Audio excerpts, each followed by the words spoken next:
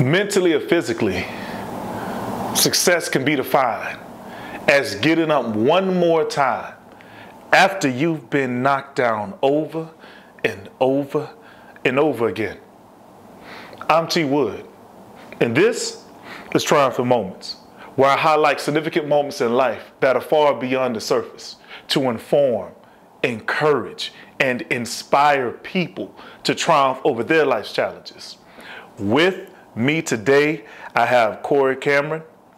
Corey Cameron is a graduate of Florida A&M University. Let me repeat that, the Florida A&M University. He is a former collegiate track and field athlete who is currently a head high school basketball coach. He is married with 6 children. How you doing, Corey? I'm doing well, man. Man, it's good to see you. Same here, man. It's good to see you. Good to see you. So, in essence, it's just getting up in the morning. What does a morning look like for you? Just on the regular, like a regular day. Let's say a business day. Monday, Tuesday, Wednesday, Thursday, Friday. What does getting up in the morning look like for you? Monday through Friday for us is pretty regimented. You have to be when you have so many boys or kids in general. We have all 6 boys, and we run a pretty tight shift. So we get up at 5. I'm up. My clock go off at about 4:30. I get those guys up about 5:15, and then we're in the gym at 6 a.m. So they're in the gym getting their work in. They're either, depending on what day it is, they're lifting weights, they're running, they're getting their shots up, different types of things. And then we come back, hit the showers, grab their lunch, eat breakfast, and then we're off to take them to school. Now this is a consistent regimen that you know, that's the way it works. That's the way it rolls. This is life in our house. Okay, all right. We got goals. So we got goals. We're not only, I mean, I'm thankful and happy that the boys had an opportunity. They did something that was very special this year. They won a state championship at the school they attend, Wilson Academy. This is the first year the school had an opportunity to have that. My first year as a head coach there. Right. But it came from, you know, hours in the gym and producing and putting that together. That prep. Yeah. That prep. What I wanted to do is let's start with your upbringing, okay? Okay.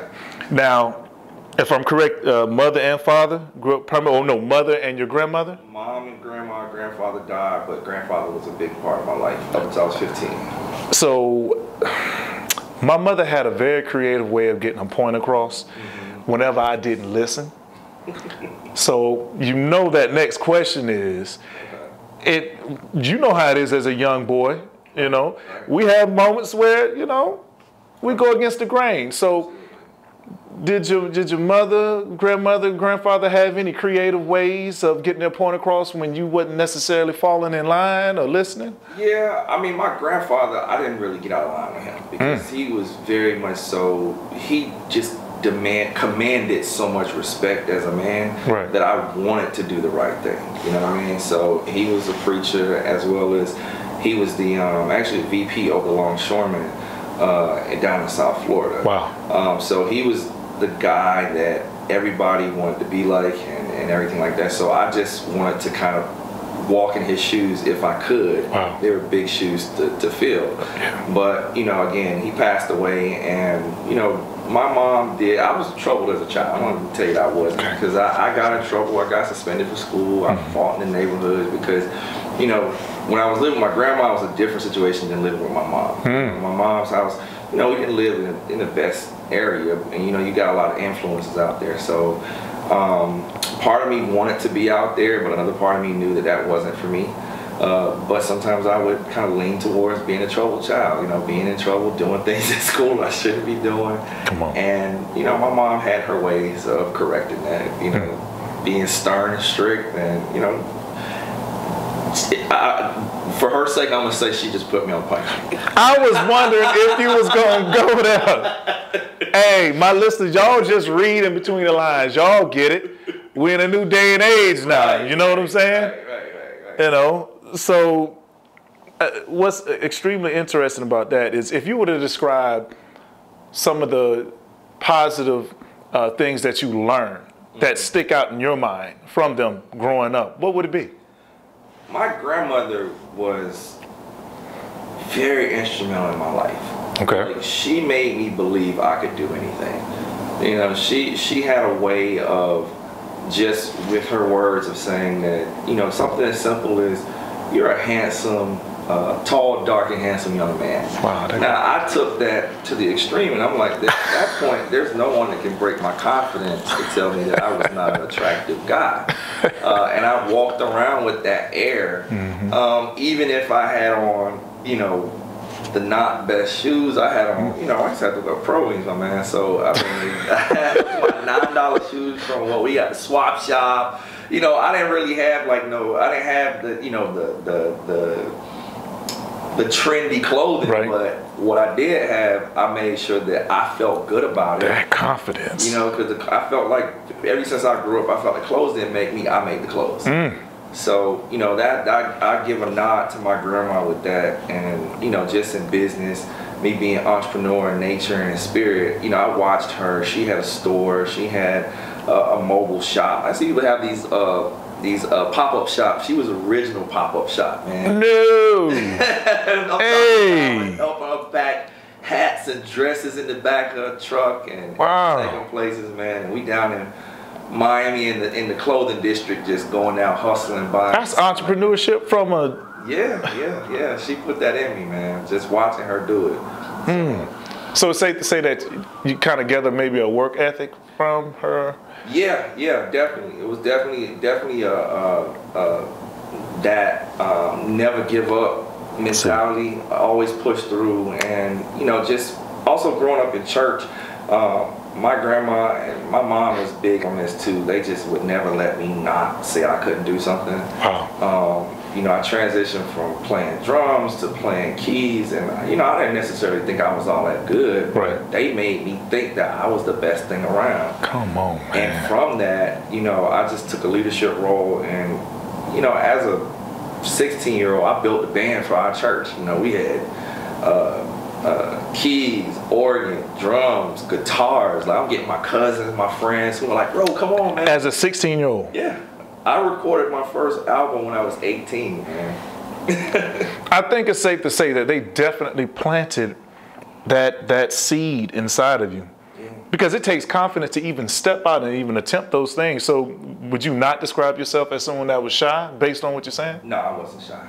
Total opposite of shy? Very opposite of shy. Ooh. Very outgoing, very courageous, very, very much so. Just a strong-willed person. I tell you what, thinking back to, you know how we're told quotes, little old sayings at growing up. What's one that you heard from your parents, you know, growing up that stands out? You know, that stands out to you from your grandfather, grandmother, mother, like maybe. I can't say it's a cliche, I would say. Okay. And my grandma would say it all the time. She would say, when someone gives you lemons, make lemonade. So from that, I extracted so much, because I think in the general terms, what people think of is, oh, this is sour, so I'm going to make something sweet. But it's more than that. It's like, can you look at this situation and create something else? Are you capable of modifying what you have? Like, or do you just see this as just a lemon? You know what I'm saying? Can you see beyond what this is? This is a lemon. It has seeds. You can plant more lemons. You can create lemon pie. Jewel alert. Yeah, man. Like, you can just go so many ways with that, and I just expanded that idea with my life. Wow.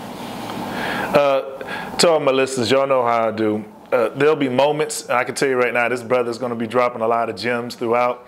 Feel free to grab some pen, some paper, whatever it is. But a lot of gems will be dropped during this particular episode. I want to paint a picture. I want to switch slangs real quick. Okay. Paint the picture. You were a student athlete. Student collegiate athlete at Florida A&M University. Yes. The Florida A&M University. You ended up married with multiple children. Right. Okay. Now this happened at a very young age. Yeah, I got married. I was like 22, I believe it was. 22 when you got married. How many kids you had at that time? I had one. I had my son in college. I think I was 19 or 20 when I had my first son. Your first son. Okay. Okay. So with that, how did you feel having a child in college at that particular time, your son? I think, so when I found out, it's like I already knew. So at the time, my girlfriend came to my class, and I was in class with my coach, which was funny. He was teaching a health class, and she came and stood at the door. And it's like when I looked at her, I knew what she was going to tell me. You know, like, knew. I knew, man. I was like, I knew she was about to tell me she's pregnant or something to that degree, right? And I was like, and my coach knew too. He said, he looked at me, he said, go handle your business. And I was like, okay. He was very intuitive. I love Coach Lang. He's my dude. What's his name again? Coach Lang. Coach Lang. Yeah, he was like the second coming of my grandfather on a lot of levels. Is he still? He's still alive. Wow, that's a blessing. And I visit him when I go to Tallahassee anytime. That's a blessing. Shouts out to you, Coach Lang. Yeah, that's that. He's a big part of my life. So, you know, she and I went and talked, and she told me, and the first person I called was my mom, and I wanted to tell her, I was like, hey, I need to tell you something. And she was like, you ought to tell me that your girlfriend's pregnant? And I dropped the phone. Mothers, they just have an ability. It's ridiculous. It is, man. It is. And so I picked the phone back up. I was like, yeah. And she said, so what are you going to do? I said, what am I supposed to do? She said, handle your responsibilities. And that's all my mom said to me. That was it. And I was looking for her to, like, you know, blow a gasket or whatever. So I was like, all right, I need somebody to yell at me. So let me call my grandma. And I called my grandma, and she was like, essentially not the same words, but the same message. Wow. Just handle your responsibility. And I mean, at that point, I think for me, I transitioned mentally to another level as a young man. I was like, you know what? I still have to graduate. She still has to graduate. And we still got to take care of ourselves. See? Which brings me to the next thing. Even during that time, you still aspired. You still had a dream and a desire to be an Olympic athlete. Absolutely. Having a child, the challenges of trying to train and things of that sort, maintain, you know, your grades and things of that sort, relationship, right, marriage. Right. So what did life look like around that time of trying to balance all of those things? Kids pursuing a dream of being in the Olympics, school. What did life look like? It was tough, man. I'm not gonna tell you it was easy. Like at 19 years old, you know, 19 turning 20, and you know, you coming off of this prolific year as a freshman, being a college All-American, and you're just like, everybody has this expectation of you, and then you have your own expectations of yourself. It was tough, and I had to make some decisions, and I was like, you know what? All right, the baby's not here yet, so let me go as hard as I can to try to get myself as far as I can, so that maybe somebody will want to pick me up before before my son gets here. That didn't happen. I did well, but when I was competing, contracts weren't handed out like that, and you know, they wasn't taking people out of school. I was going to ask you. You said someone pick you up. What do you mean by like a shoe deal or a company picking? That wasn't happening like that. Not when I was coming up. I mean, you would have to be like exceptional. Okay. You know what I'm saying? I was good, but I wasn't exceptional. Okay. You know what I mean? So you know, it wasn't just enough to be a national athlete. You had to be like top 5 in the world. Wow. You know what I mean? Wow. To be one of those guys that you pick up. You know what I mean? Right. Not top 50, not in the United States. That's not gonna get it. Exceptional. And people don't understand that there's a major difference in track and field. 1 second is different between getting paid and not getting paid. Wow. Yeah. Wow. That's a long time.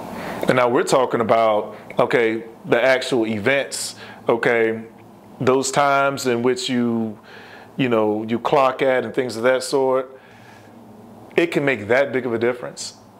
45 and 44 are 2 different worlds. 45 seconds and 44 seconds. Those are 2 different worlds, and you're talking about the best of the best.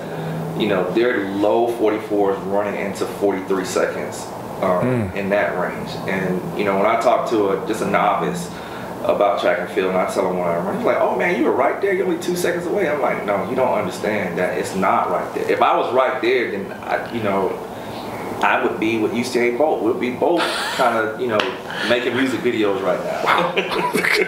Yeah. That's how it roll. Right. Look, I tell you what, you faced many challenges. You had to overcome a lot of stuff to continue to try to pursue that dream. Right. What mentally kept you going? Well, I think one of the things is that when my senior year, I was doing really well, and I started getting some traction and conversations with some smaller shoe companies. Like I have Fila talk to me, and you know, a couple of training camps, because that's what track and field was. Like, I was about to ask you. Training camps saying that, okay, we'll invite you out here. Do you want to go train there or something like that? But I got hurt my senior year. So I hurt my hamstring, and you know, to the normal person, like, oh, he tore his hamstring, life is over. But for me, it was like, all right, man, let me see how I'm gonna get back. And I heard it at the conference championship my senior year. So I was running a relay, pulled my hamstring. That was it for me, and I was just like, all right, what am I gonna do next? And I came back because I had another semester of school left, and I was in the summertime. I was out just kind of jogging around at the campus, and the guy walked up to me. He was like, "Yo, you Corey Cameron?" I was like, "Yeah." Just kind of like, all right, who's this person? Like everybody know who I am. I'm a family campus. He was like, "Dude, Tyree Washington coach. I told him about you, and he wants to train you." I was like, get out of here, dude, whatever. Now, y'all might not know, Tyree Washington was a bronze medalist. He was a USA, you know, gold medalist. He ran on the team with Michael Johnson. Gotcha. And so I'm like, dude, there is no way this dude want to train me. He don't even. Right, like he just talked, right, you just randomly walk up to you. Yeah, just randomly. And so he was like, I'm serious, dude. He gonna call you. What's your number? I was like, I gave him my number. He's like, he'll call you tonight. And I was like, So I'm at home, and you know, by this time I haven't got married. I got married like right at the end of school or whatever. So I got married. I'm at home, and this African dude called my phone. So I'm like, "Yo, what's up, man? How are you?" He was like, "Hey, how are you? I heard so much about you." And he told me, he was like, "Yeah, I'm getting ready to leave to go to World Championships with my other athlete, Chris Williams." And I was like, are they name dropping? Yeah, that's his story. He was like, yeah, because Mickey already left. Mickey Grimes, he's already gone. He's already at this and the third. I was like, all right, okay. He was like, but I want to talk to you about, you know, potentially, you know, working with you. And I was like, okay, I'll wait till you call me back when you get back from World Championships. Now, I watched World Championships that year. I saw Chris Williams, and then I saw after the race, I saw him go up and hug his coach. And I'm like, yo, that's the dude that was just on the phone with me, right? And it was like so crazy because I'm hearing his accent in the interview. I'm like, that's the dude. So I was sitting there anticipating, like, dang, when he gonna call me? Now I'm like, when is he gonna call me for real? And he called me when he got back. He said, I told you I was gonna call you. And we started talking. Was it the next day or? No, it was like a few weeks later. So I was kind of how was that wait? How was? Man, it was tough. It was tough. I was like, I don't even know if he's gonna call me. I'm like, man, he got Chris Williams, he got all these guys, man. Right. Like, why would he want me? Right. And so, you know, we talked when he got back, and the thing about me and my coaches, I've had really good relationships with my coaches. Right. And he really, really taught me a lot about myself and helped me learn about my body and learn about, you know, transition and taking care of myself. A part that I didn't really have early on. It was Coach Lane taught me how to be a man. Wow. Coach Black taught me how to be an athlete. You know what I'm saying? That's saying something. Yeah, it was a big to do, man. And we used to talk a lot. Like talk a lot. I mean, like for hours. We used to talk. You sure you want to say that now? We record.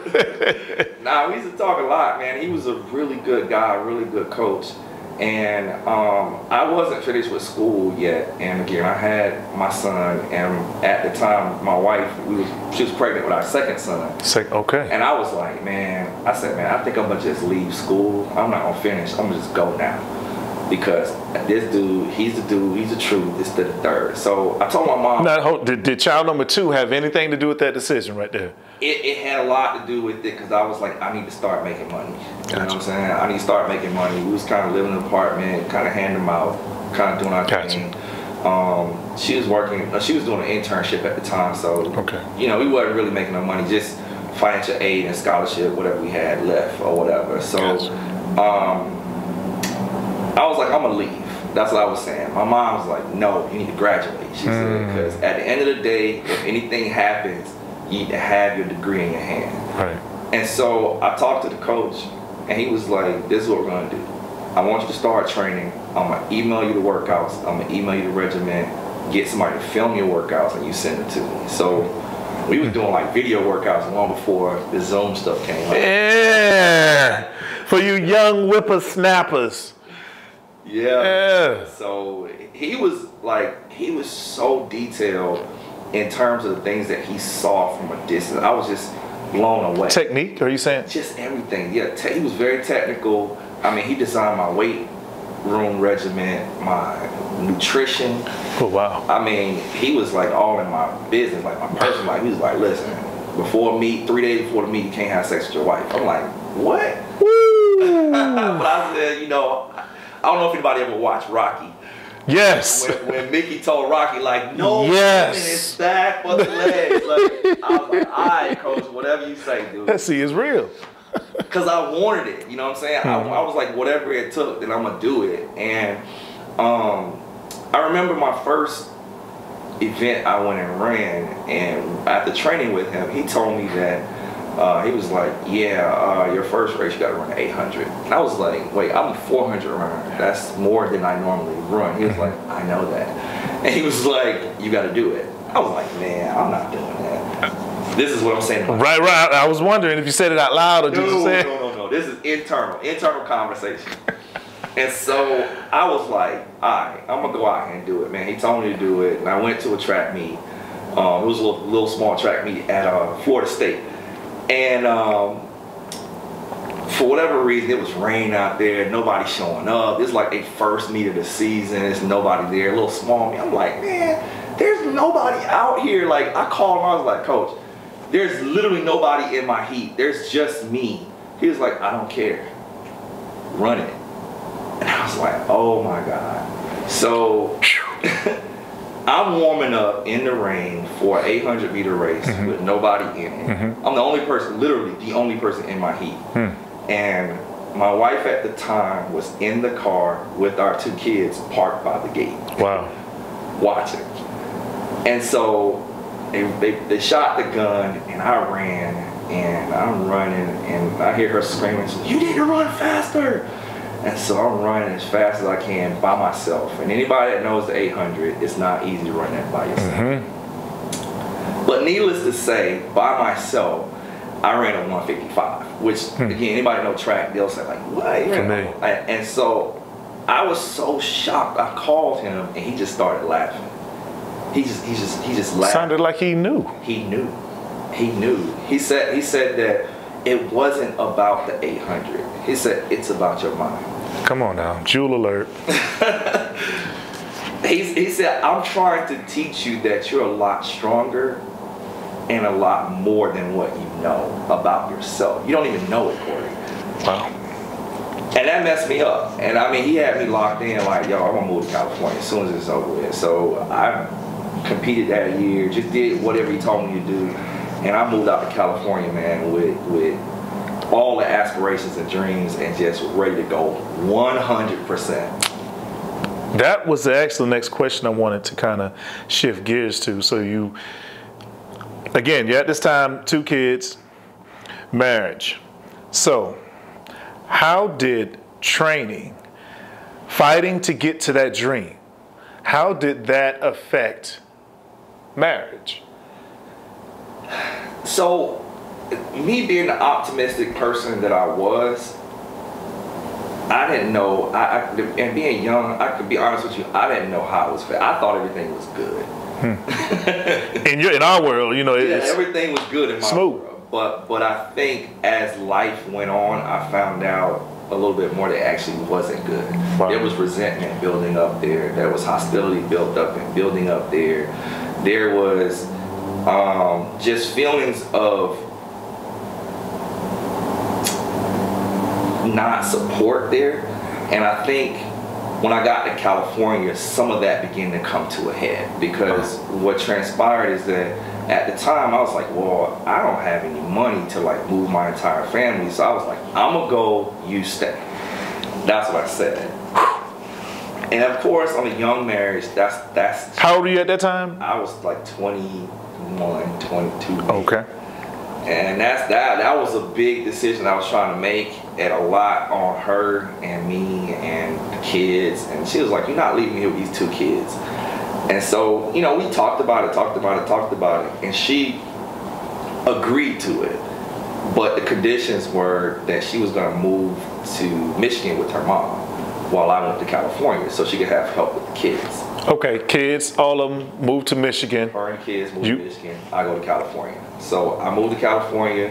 I was living with my coach and training, and you know, starting to work out with these guys. And I remember my first or second day out in California. We were at the track, and Tyree Washington was out there, man. And I mean, he ate me alive, man. I mean, like, I felt like I didn't belong.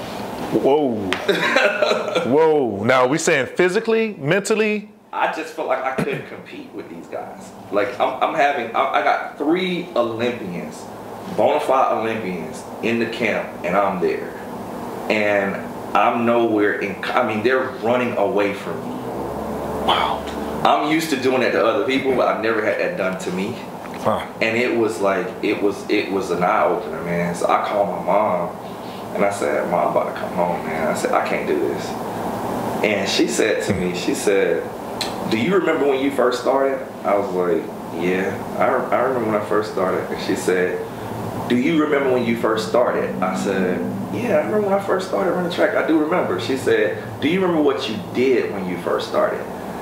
I was like, I'm sure you do, because you're trying to make a point here, because I'm ready to come home. You know what I'm saying? Right. And she was like, you made a decision. She said, you went in there, you got some ankle weights, you put them around your ankles, you went running with ankle weights. Then I see you got some weight vest, you running with a weight vest. You just made a decision that you don't care what it took, you was going to be the best.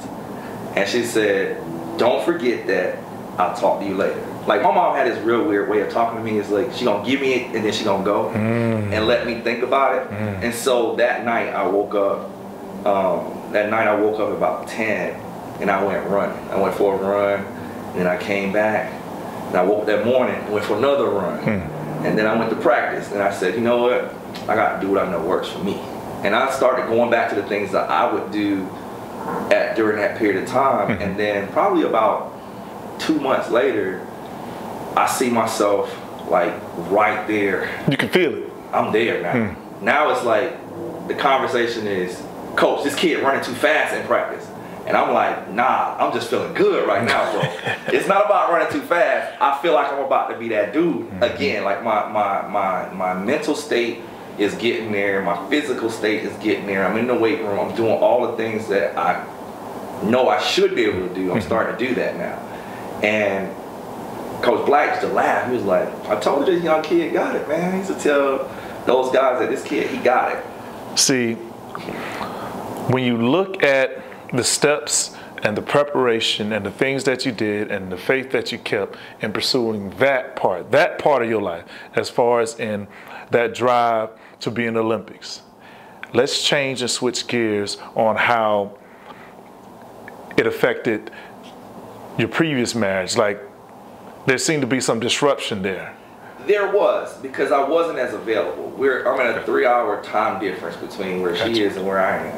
And I'm 100% focused on this. So in her mind, track and field was more important. And then there were some rough patches in our marriage where, you know, I cheated on her when we first got married. Okay. You know, I can own it, and she didn't know, but I came and told her, because I was like, look, I want us to be able to have a good life together. I'm gonna be straight with you. You know what I'm saying? I'm like, look, I was just kind of out there in my own way, and I messed up, but let's move forward. And so I think the thing that was the challenge is that I didn't know that at the time that she had not moved forward with that, she didn't really love that I was just this dude in track and field, and almost it almost felt like, I'm not gonna put words in her mouth, but it almost felt like she resented me.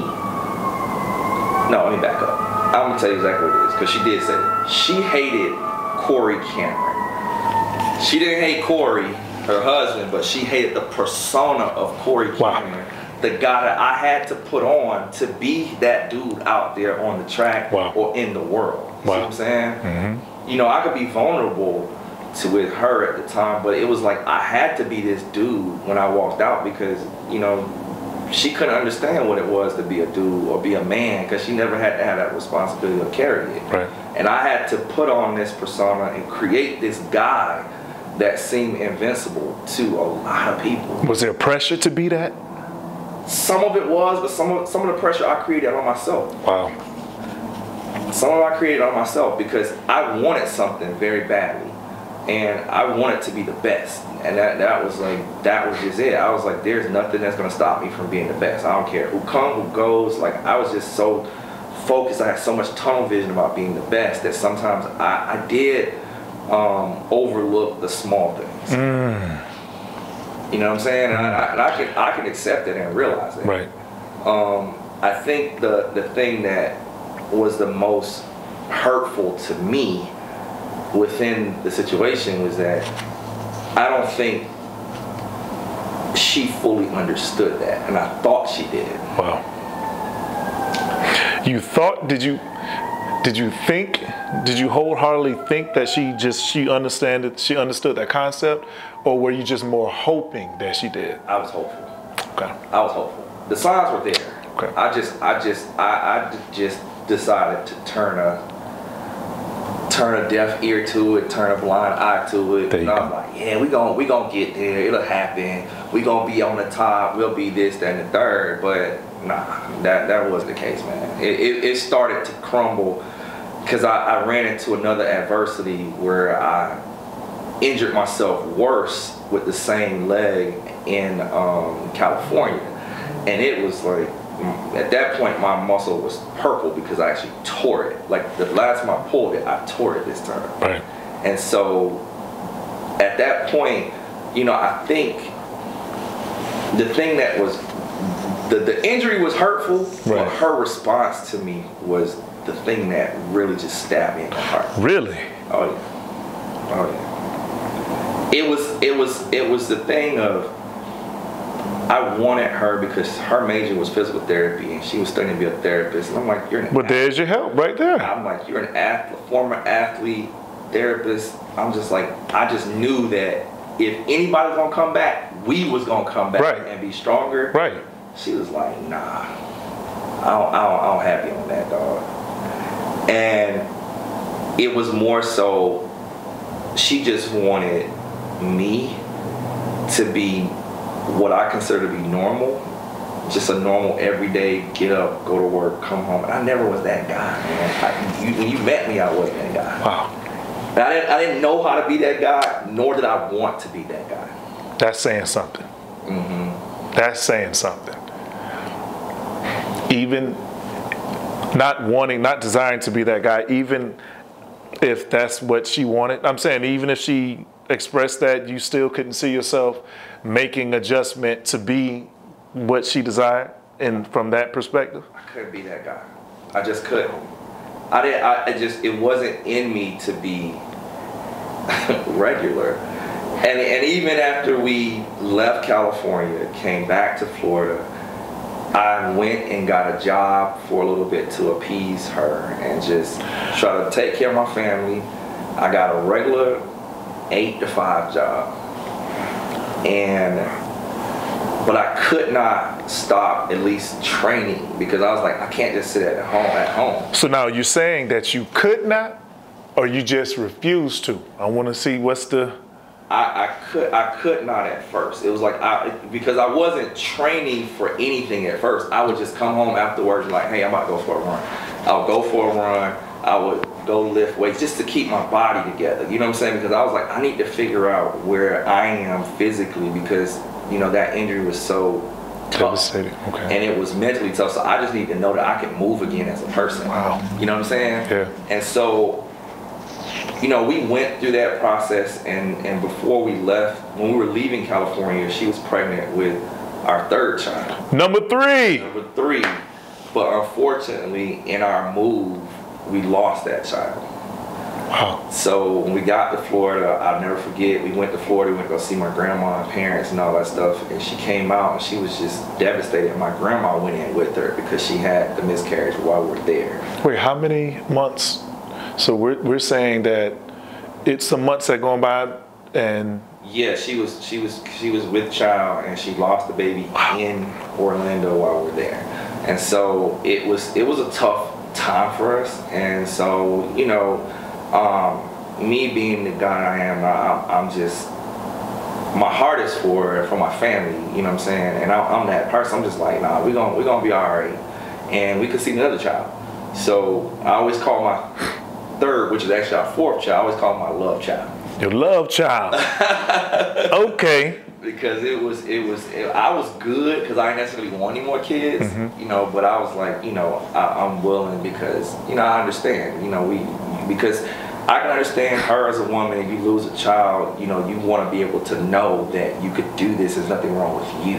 Right. You know what I'm saying? And I understand. I'm like, hey, I kind of feel it with that. So we had our third child that next year, which is the one that's the most like me. Now, how so now? How so the most like you? Oh my goodness. He is uber talented, very entrepreneurial in nature, and always has these ideas, and full of life. He is full, man, very full. That's all I can say. I mean, your smile says it all right now.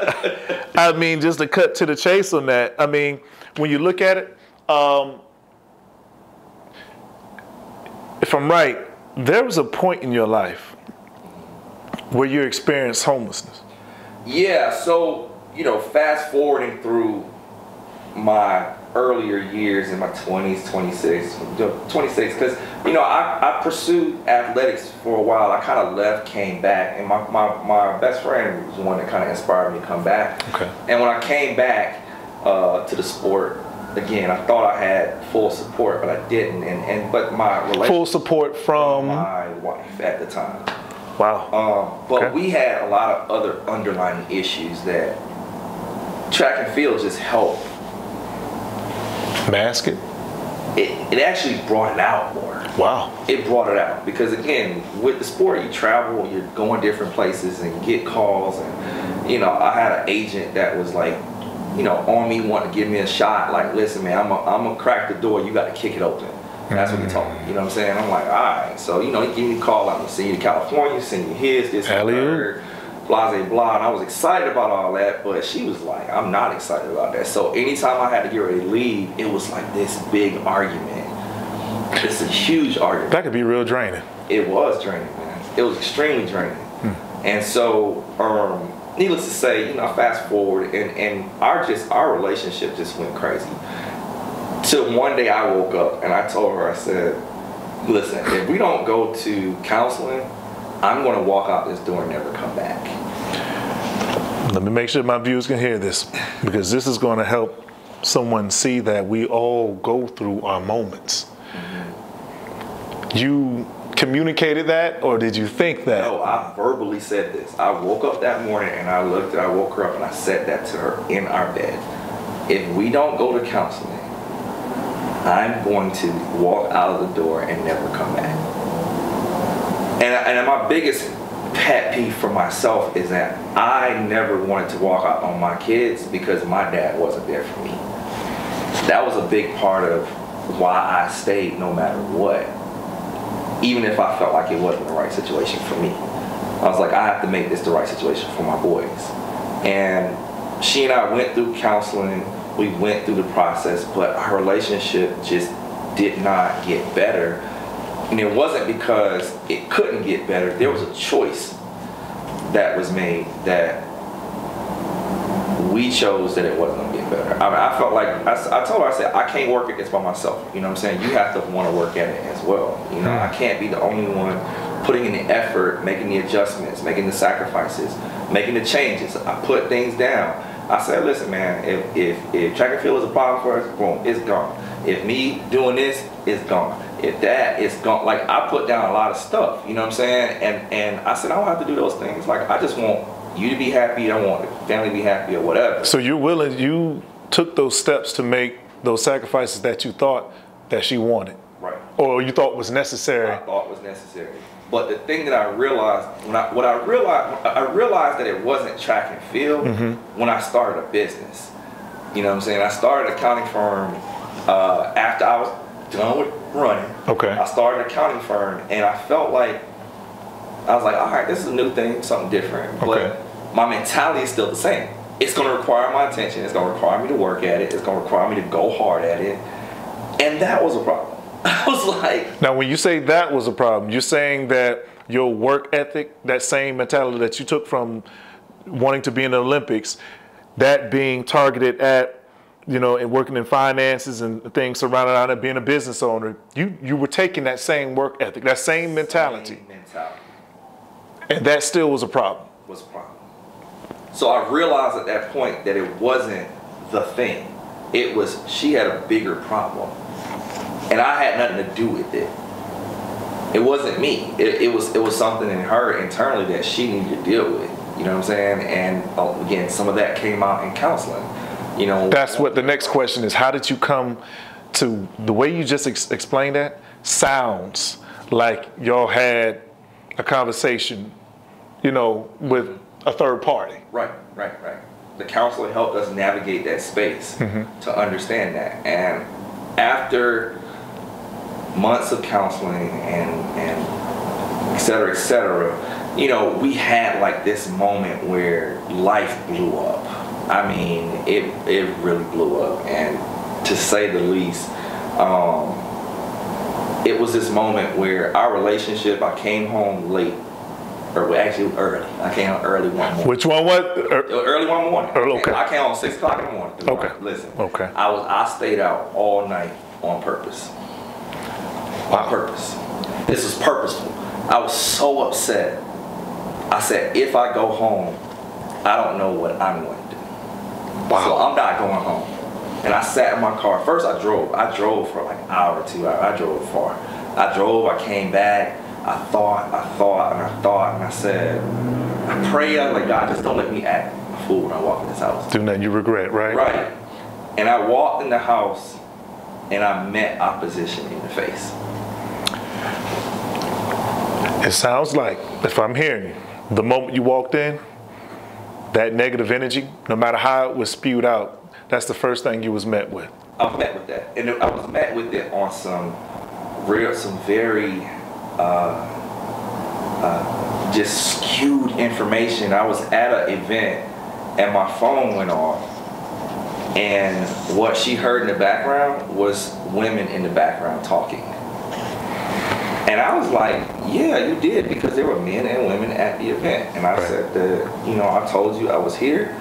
I told you where I was, what was going on, ... But what happened is that she went into my emails. I'm like, I don't have no problem with you checking my emails. You can have my accounts, whatever. I don't have nothing to hide, you know what I'm saying? Right. But something that she saw that I didn't see is that she saw a particular person on that email thread, their name on the guest list. Now, I didn't know they was going to be there because I wasn't going there. But this person, she felt like I had something, I was involved with this person. Now, if I'm correct, you volunteered for her to have access to that email address because clearly you felt like you had nothing to hide in that situation. See, one thing I want my viewers to understand is that in this example, it doesn't matter what message you send. Sometimes it's all about how it's received. no matter what could have been in there. And let's not get it mixed up. I'm not siding which way or another, but I'm saying that perhaps sometimes the way we receive certain messages play a role and dictate how we're going to express ourselves, okay? You mean something sent, it could be received a totally different way. Whatever was saw in there, clearly you didn't see it as something that was worth getting into, a deep argument about, let's say that, Right. But she did. She did. And I walked in the house, and with all that opposition, at that point, I said, man, this is the first time I had done this. I took my ring off, and I tossed it. So I said, hey, you can have this. I'm done. And at that point, man, it turned into an attack on me, and I left. And, I walked. I was hurt internally that she would aggress me in that way. Yeah. And then in front of my kids, you would do that.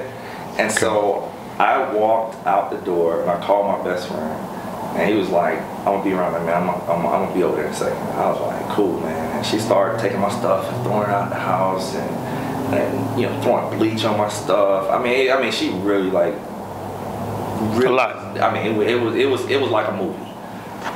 It was a movie. I had a couple in mind. It was a movie. I'm not gonna joke you. And I said in that moment, I said, man, I don't even understand, how you would get to that point if you already know that we're at a certain point. Like we wasn't even the same. We lived in separate parts of the house. It was a lot of things that was different that on the outside people didn't know, but on the inside we was already kind of going in this direction. That's straining right there. When you have to, that's another level. When even you going through whatever you're going through, maintaining some type of control or level of, okay, everything's cool. Yeah. It's cool. Yeah. That's draining in itself. Right. Now, we're looking at this. Was the time that you experienced homelessness, was this? That's right. Yes. So during that period of time, I got my stuff, got my son, my youngest son, which is my brother. That's the one I take care of. He's with me. We're gone, and I went to my friend's house a couple of nights, and I was like, thanks, bro. I ain't trying to intrude on your family, so we gonna go stay here. But I already knew that. Like, I was like, man, I don't know where we about to go. And so we just kind of dillied around for a little bit. But then the thing that I did was, I bounced around with a couple friends for a little bit, but things went from like bad to worse because our relationship troubles went public. Wow.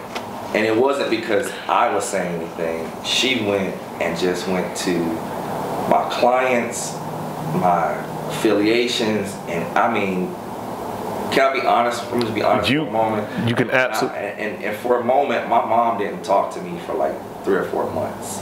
Wow. Because she had given my mom a storyline that I was taking all of our money and going out and partying with these women, and that I was not taking care of our kids and this and that and the third. I said, Mom, when my mom finally did talk to me, because my mom was mad with me. She was like, I didn't raise you like that, this and third.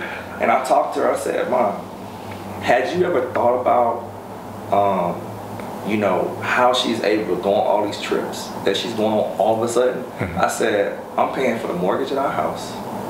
I said, I was giving my homeboy money when I come by and was chilling at his house. Plus, I was still maintaining my office. I said, because one day she said to me, I said, I don't have no money. I'm actually broke.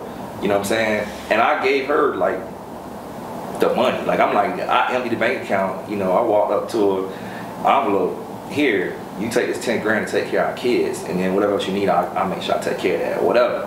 So, I'm like, at that point,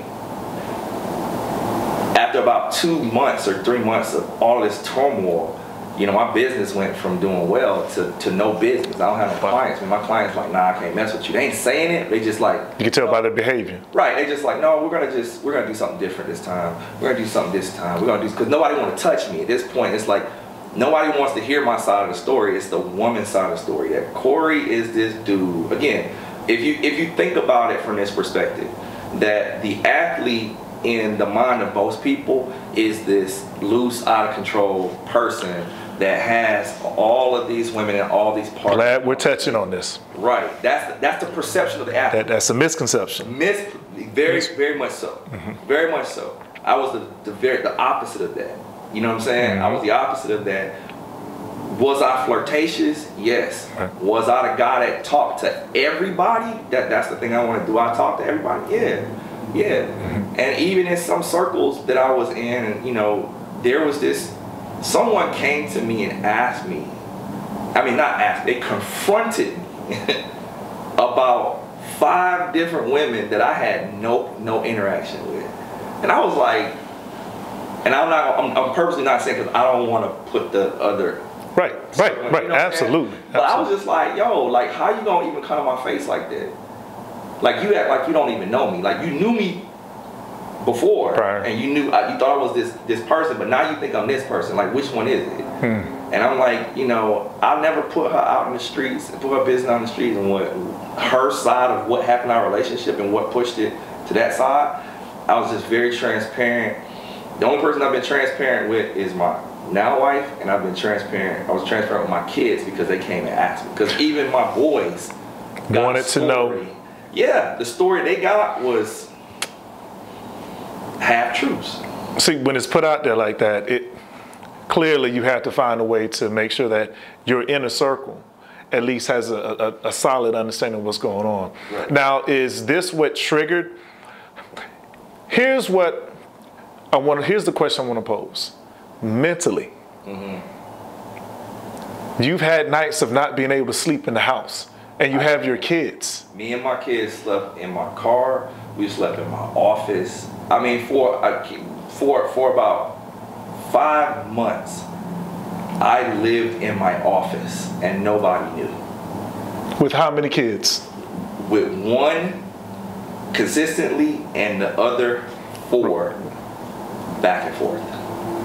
You're telling me that you found a way to persevere and not have your home, without anybody noticing? If they knew, nobody said anything.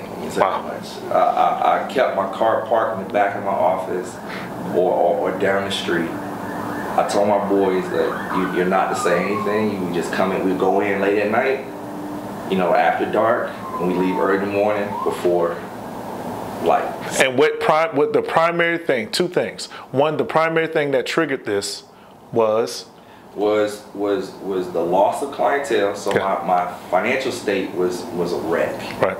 It was 100% wreck. I lost so many contracts, man. I can't even tell you about that. Right. And then on top of that, you know, there was this disdain for me. Like, people didn't want to touch me, and I think for a moment I want to say this to people in church.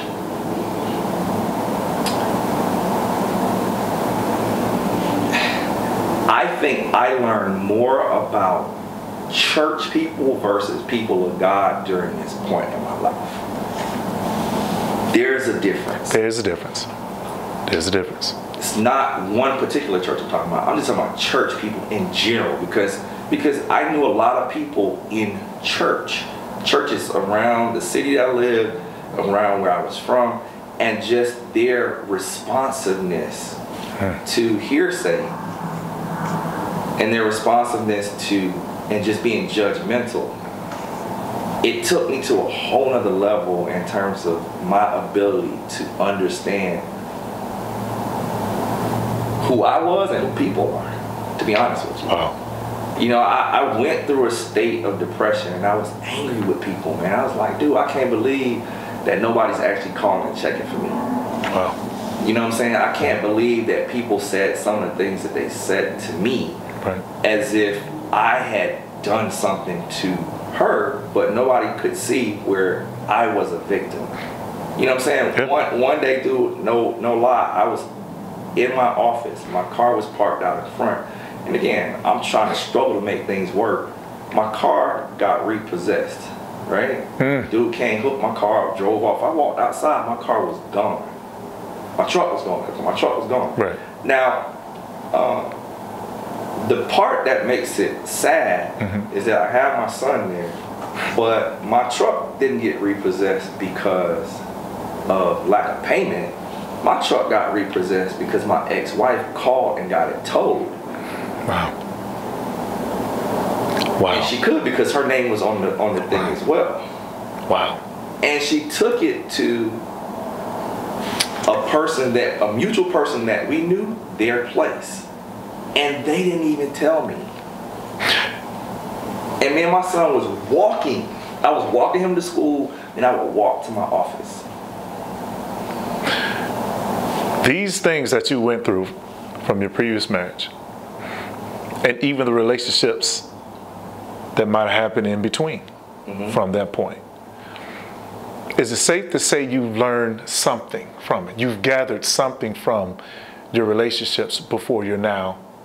Oh yeah, man. I learned that, you know, I think the most important thing I learned is just being able to evaluate if somebody is for you or not. Wow. Jewel alert. If somebody is for you or not. Yeah. Because there's a difference. There's a difference. Someone compliments you or someone inquires that may seem like help does not necessarily mean that their intentions are for you. Yeah. What comes to mind when you hear that? I think that I learn on a very, and I'm gonna say low level for me, because you know I don't consider myself a celebrity, but when you have a degree of celebrity, that's what I'm saying, low, like an F-lister. Yeah, I got you. You know what I'm saying? Got you. That level of popularity, sometimes people gravitate towards you because you're that versus really gravitating towards you because of who you are. And I had to learn the hard way what the differences were. You know what I'm saying? I thought I was a good judge of that early because I didn't have a lot of, you know, I wasn't like a big like fanfare women like, oh, I'm like, yeah, whatever, I'm good, man. But, you know, when I thought I found somebody, I thought I was going the right direction, wrong. Then I got into my next relationship. That was a little bit different. I can't say that person wasn't for me, but... See, that's the thing, though. This raises the next question. What's the first thing that comes to mind when you see this individual right here? Could you come here, please? I love that individual. What's the first... I need you to describe the feelings that you get when this person here, this individual here is... Could you please introduce who this is? Oh, this is my wife. This is my wife, Sade. Sade, baby. So the first thing I think when I see this individual is, again, love is the thing that comes to mind, but to be quite honest with you, she knew me through a lot of the turmoil that I went through. You know, we wasn't together. I knew her. She was my friend, but you know, in some of those occasions where things got really, really, really, really rough, I called her and I actually told her, I was like, hey, I just need you to do me a favor. I need you to watch my son for a couple days. And she wouldn't ask any questions. She wouldn't, like, nothing. She would probably, she was like, all right, I'll watch him. And that was it. And then I come and pick him up, and then that was it. See, this goes back to that thing we were just talking about before you walked in about being able to tell who's for you. Right. Everyone told Melissa's, this is Sade. All right, this is Corey's wife. Sade, is it safe to say that you experienced your own challenges in previous relationships before you and Corey together? Oh yeah, absolutely. Prior to dating Corey, I had no interest in honestly being in a relationship. I had no interest in being married.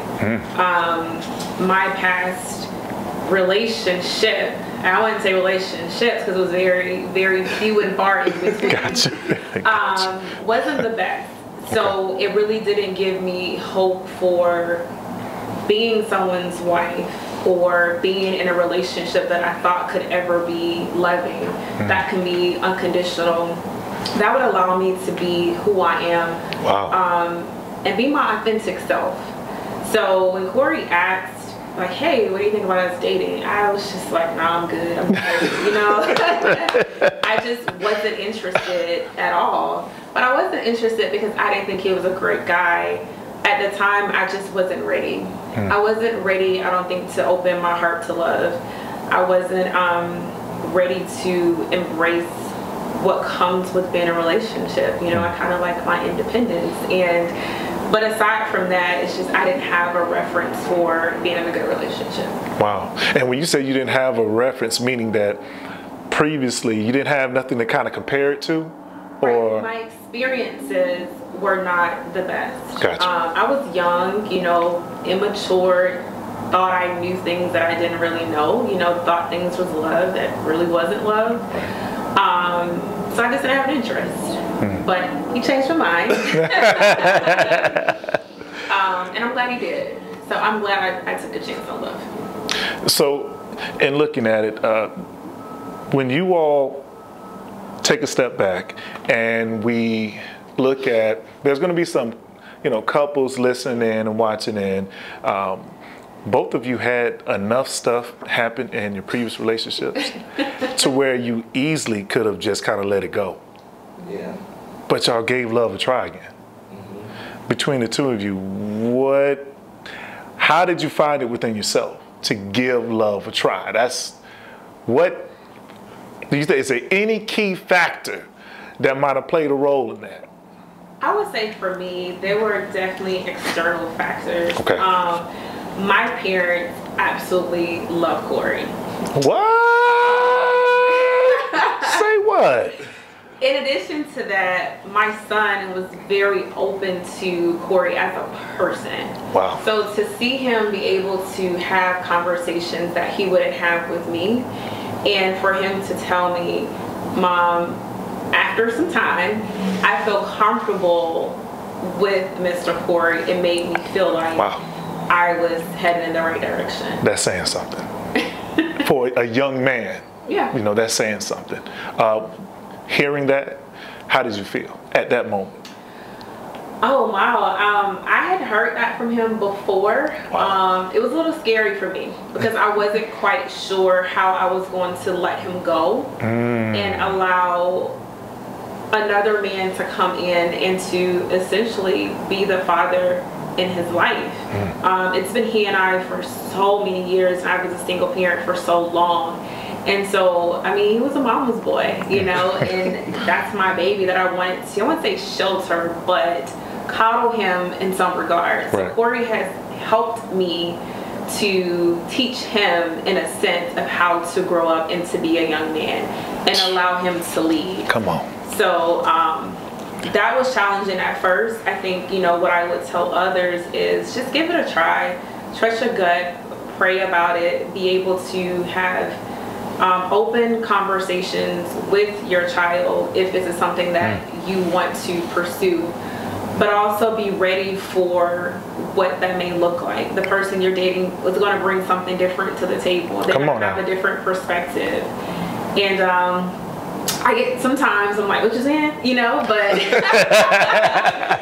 but it's been good. But the good thing is that my son truly respects him and adores him. And so that's all I needed. Now, listeners, understand this.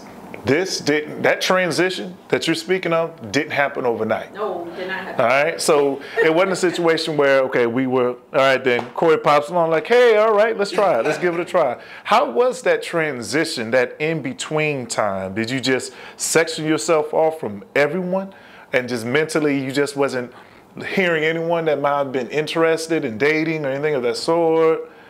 Nah. When we first started to entertain the idea of dating, we both were still kind of just talking to different people. Well, I was talking to different people. She was talking to one other person. This is accurate. This is accurate. This is accurate. Okay. I mean, we were transparent enough to say, you know, who we were talking to. Love it. Except for one person who won't never forgive me about it. Okay. That I didn't really say. It was something, but it wasn't as much as she thinks it was. But anyway, at the end of the day, you know, we both kind of I feel like we came to this point that it was like, all right, we can kind of go around this merry-go-round, or we can decide to give ourselves a try and see what we look like.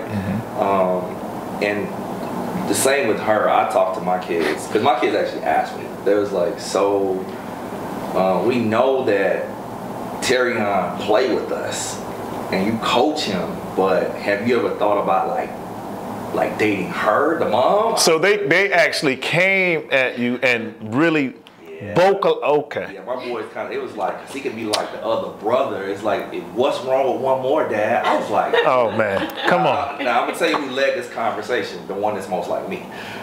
See, here we go. Here we go. It's no surprise. Yes. So at that time when that was said to you, when he said it, I think I had a cattle call. I called all of my boys in, and we had a sit down. We sit at the table and we talk. And I asked him some questions. I asked him like, what do you think about her? And I'm like, well, why do you think this about her? And what do you guys? And it's just like, you know what? Honestly, we think that she's good for you because of the type of person you are. And she seems very supportive, even though she's not your girlfriend. She helped you out with all this AAU stuff. And she's like, if you need her, she's there. And, you know, they went through all these things that they felt like, they said, you seem happy when you're around her. And I was like, okay. They articulated this very well. My goodness. Yeah. So it was one of the things that, for me, hearing them say those things, I was like, yeah, I guess so. You know, I kind of blew it off a little bit with them. Then I came back. I was like, I'm going to be 100 with you guys. Like, I'm like, yeah, I do like her, and I think she's a good person, but she doesn't want to date me. And they just like, well, why? I was like, man, you know, people have things in their past that make them not want to do it. It was like, but you should try anyway. It was like, you know, you Mr. Smooth Daddy. I was like, oh my gosh. Sade, are you hearing this right now? I am hearing it. But I told him, I was like, this isn't that situation. You know what I'm saying? I said, I'm not trying to get at her in that way. I said, I actually genuinely like her, and I'm interested, but I just have to wait to see when she's interested. And so, you know, we took it step by step. Again, we were already friends. We just continued being friends. And then I think we officially went on a date one night, or one evening or something like that. I asked her out, and it was me, her, and Terry. We went on a date. Okay. And I said that, I just want to see how this works.